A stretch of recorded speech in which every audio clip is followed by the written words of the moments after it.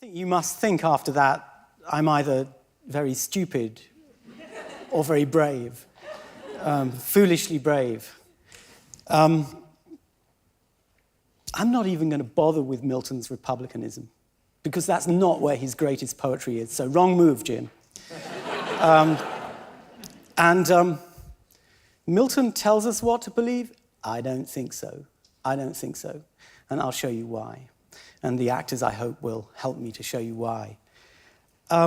Okay, so I know I'm the underdog, in a big way.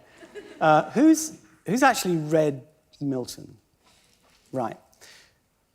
Not bad. That's pretty good, actually. Who has read all of Paradise Lost? Excellent. But as you see, who has read some of Paradise Lost? Right. Okay. And who has read no Milton?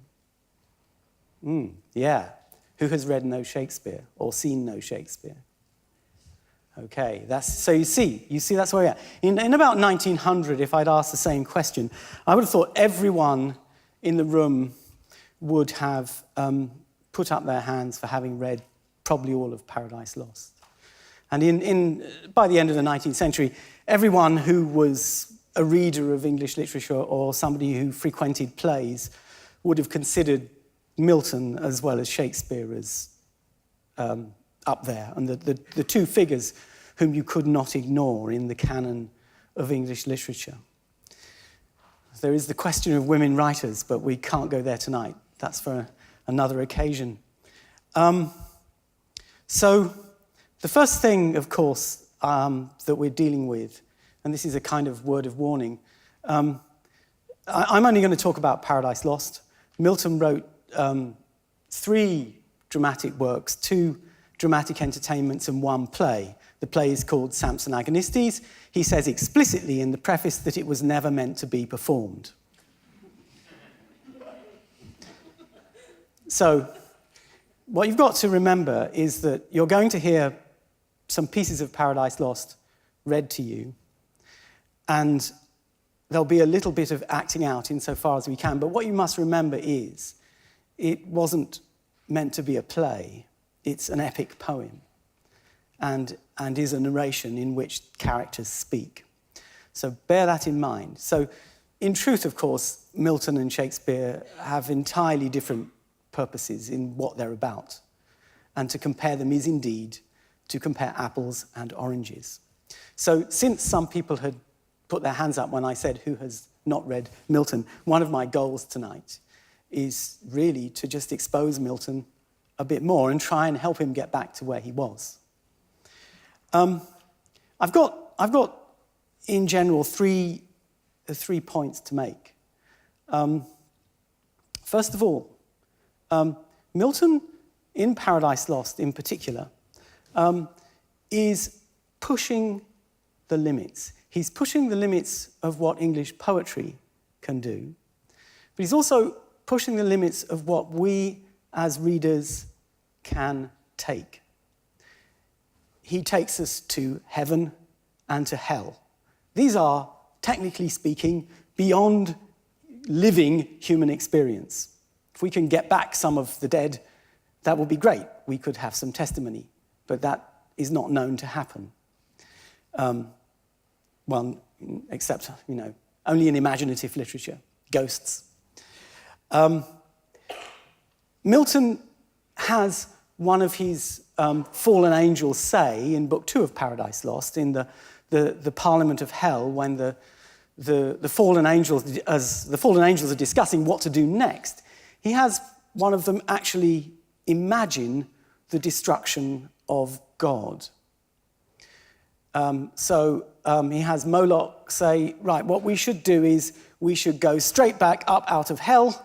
We're only just fallen. We should go straight back and we should make war on God again, and we should overwhelm him with the black fire that we've got down here.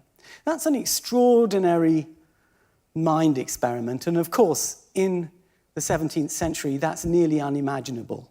Not very many people could think outside of the concept of a creator, and indeed a beneficently minded creator. And in this respect, as is probably well known, even if you haven't read Milton, Milton's greatest character, and Shakespeare doesn't do this, this is my cheap shot, as it were, Milton makes of the devil a character seen from the inside. We are put, as readers, in sympathy with the devil. And we understand why he has chosen to rebel against God. Milton's intention is to explore human qualities like jealousy, spite, disdain, contempt, and to make them explainable to his readers. It was the greatest of Milton's moves when he wrote Paradise Lost. To project the source of all evil, as Milton understood it, and as many people still do, sympathetically and heroically, as well as with enormous fear for what Satan has done to the human race. Because everything in our world that is bad, including disease, bad temper, aging, sickness, and finally death, that is because Satan caused the fall of man. He successfully tempted Adam and Eve. That's the story, that's what the Bible teaches, and that's how Milton expanded the Bible in his great poem. There's no doubt that there's an intellectual strenuousness at the heart of Milton, but it's my purpose tonight to show you that it's not beyond anyone to understand what Milton is up to. So a few weeks ago, I had to go and see a doctor, or since I live in America, one of my doctors. And he said, "What are you doing?" I said, "I'm going to England, I'm going to London, and I'm going to be in this debate about whether Milton is better than Shakespeare." And he said, "Oh yeah, I took a Shakespeare class at college, but I was scared of Milton. He's too smart for me." No. He's as well as a great admirer of Shakespeare, Milton is also perfectly understandable. And one of the ways in which he's very understandable is in the territory of my second point. He imagines what we as human beings were before we were fallen. In other words, he imagines all of the negative things that we live with that are traditionally defined as some kind of sin, one way or another. He erases that and gives us Adam and Eve before the fall. And what most people don't know is they're really sexy. By removing sinfulness, by being able to imagine a world of innocence, for that's how Adam and Eve were created before the fall, he has this amazing exploration of what it might have been like, what it was like before the fall, and what, if only we could get back there, it could be like. And it's pretty amazing. I think this is part of the real greatness of Milton, not only to get inside with sympathy the head of the source of all evil, but to go to the other side and to give us characters that, technically speaking, we shouldn't really be able to imagine, not only angels, but human beings before they were fallen, in their perfect state. And in the 17th century, the great hope was that somebody might figure out a way of getting back to that unfallen state. So one of the things I'm going to concentrate on is the scenes in the poem where Adam and Eve interact before they are fallen. It is my contention that what Paradise Lost is about is love. L-U-R-V-E. That is what Milton is trying to teach. It is a poem that offers it to us in great variety and in a connected process of thought across many thousands of lines of verse. And the verse itself, my final general point, well, Milton certainly learned from Shakespeare in the way he used unrhymed iambic pentameter, 5 metrical feet in a line, not rhymed at the end, what had become, thanks to the work of Shakespeare and his contemporaries, by the time Milton was writing, a generation later, the obvious way to write English literary poetry. And indeed, Milton had originally he'd begun to think about Paradise Lost as a play, and it would have been called Adam Unparadised.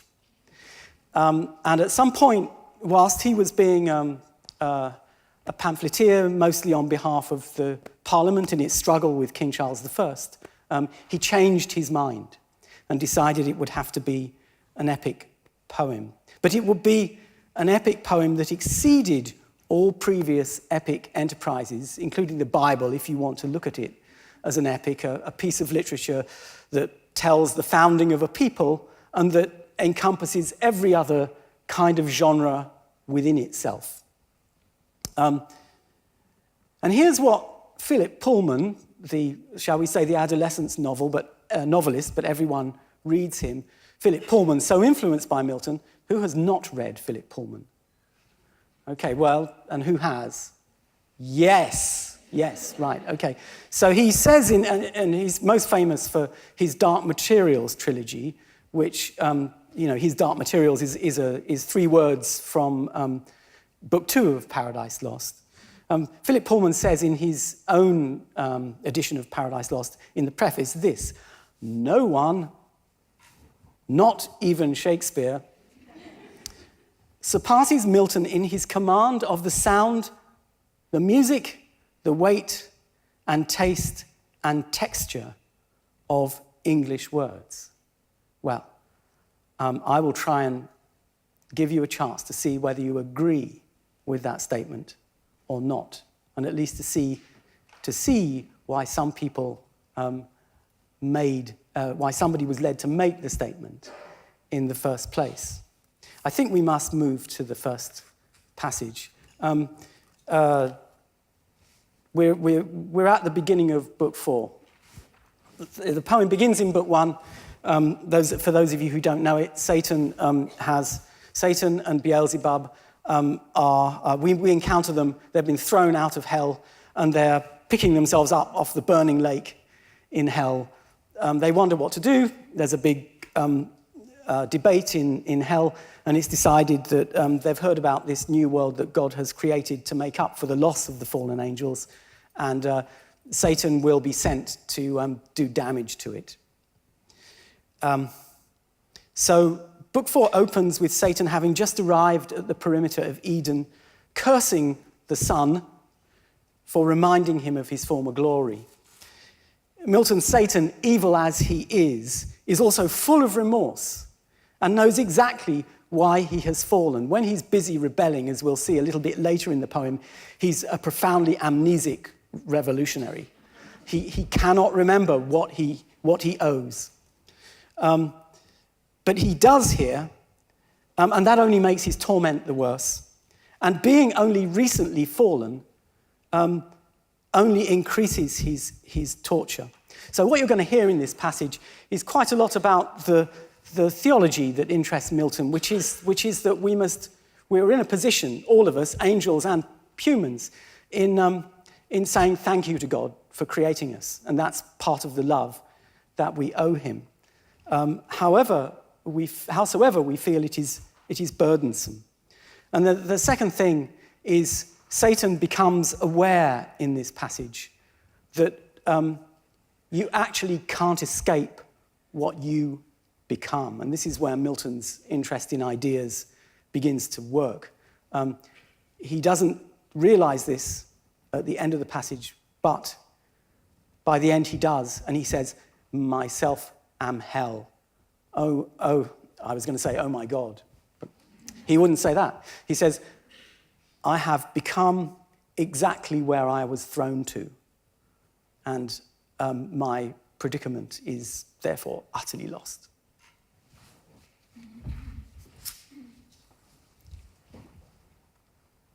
O thou that with surpassing glory crowned look'st from thy sole dominion like the God of this new world, at whose sight all the stars hide their diminished heads, to thee I call, but with no friendly voice, and add thy name, O Sun, to tell thee how I hate thy beams that bring to my remembrance from what state I fell. How glorious once above thy sphere, till pride and worse ambition threw me down, warring in heaven against heaven's matchless king. Ah, wherefore? He deserved no such return from me, whom he created, what I was, in that bright eminence, and with his good upbraided none. Nor was his service hard. What could be less than to afford him praise, the easiest recompense, and pay him thanks, how due? Yet all this good proved ill in me, and wrought but malice. Lifted up so high, I disdained subjection, and thought one step higher would set me highest, and in a moment quit the debt immense of endless gratitude, so burthensome, still paying, still to owe, forgetful what from him I still received, and understood not that a grateful mind by owing owes not, but still pays, at once indebted and discharged. What burden then? Oh, had his powerful destiny ordained me some inferior angel, I had stood then happy. No unbounded hope had raised ambition, yet why not? Some other power as great might have aspired, and me, though mean, drawn to his part. But other powers as great fell not, but stand unshaken from within or from without, to all temptations armed. Hadst thou the same free will and power to stand? Thou hadst. Whom hast thou then, or what to accuse, but heaven's free love dealt equally to all? Be then his love accursed, since love or hate to me alike it deals eternal woe. Nay, cursed be thou, since against his thy will chose freely what it now so justly woos me miserable. Which way shall I fly? Infinite wrath and infinite despair. Which way I fly is hell. Myself am hell. And in the lowest deep, a lower deep, still threatening to devour me, opens wide, to which the hell I suffer now seems a heaven.